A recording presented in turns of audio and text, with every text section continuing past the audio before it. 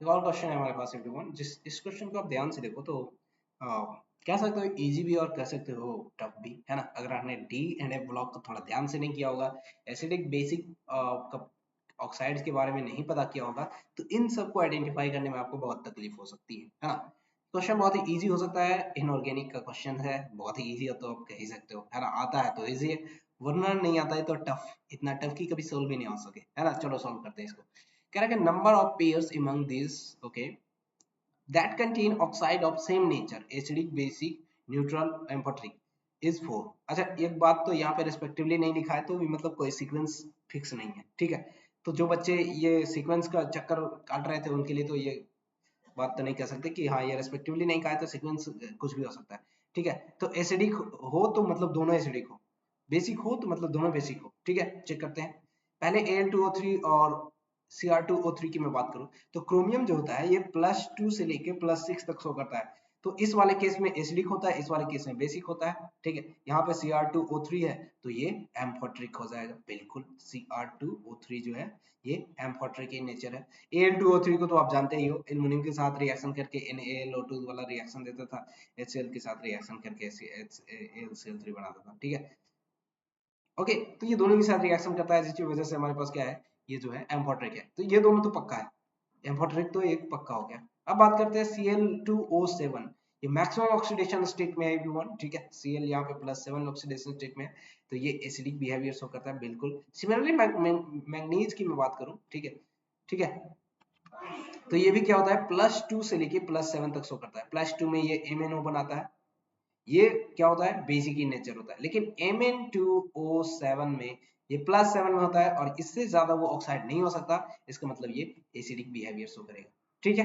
बहुत अच्छे, तो ये दोनों क्या हो गया, एसिडिक हो गया। कहाँ है एसिडिक, ये भी क्लियर हो गया।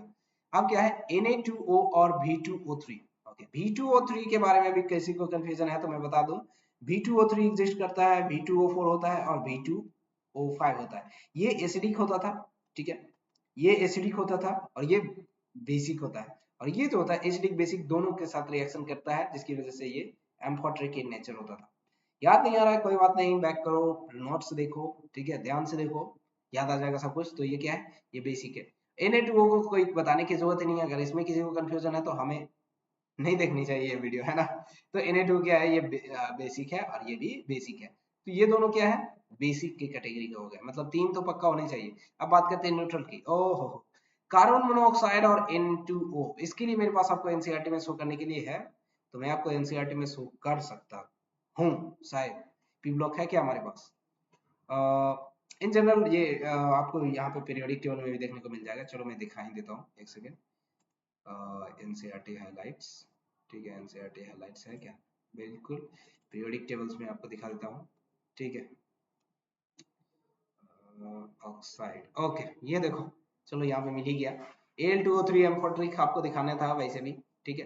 तो अब देखो ये यहाँ पे Al2O3 एम्फोटेरिक आपको दिख रहा है। CONO और N2O ये क्या है, न्यूट्रल है, एम्फोटेरिक बिहेवियर एसिडिक, ओके। बाकी कहानी तो आप जान ही रहे हो, है ना। ये देखो एसिडिक की मैं बात करूँ तो क्या है, ClO7, Na2 जो है बेसिक है, ठीक है, ठीक है। तो कुछ चीजें जो है मैं आपको एनसीईआरटी से भी दिखा चुका हूँ। अब बात करते हैं सेकंड स्टेटमेंट की।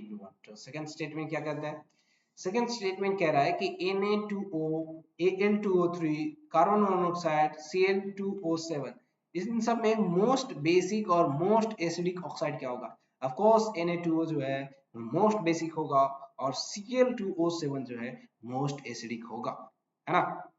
तो ये भी सही हो गया और ये भी सही हो गया, तो दोनों स्टेटमेंट हमारे पास सही निकल कर आ रहे हैं एवरीवन, इसलिए ये सही हो गया, ठीक है। हाँ, यहाँ पे गड़बड़ उससे हुई होगी जो डी एंड एफ ब्लॉक के पार्ट को सही से नहीं किए होंगे, ठीक है। तो वो उसका एक्सप्लेनेशन मैंने प्रॉपर तरीके से दे दिया हूँ। चलो आगे बढ़ते हैं।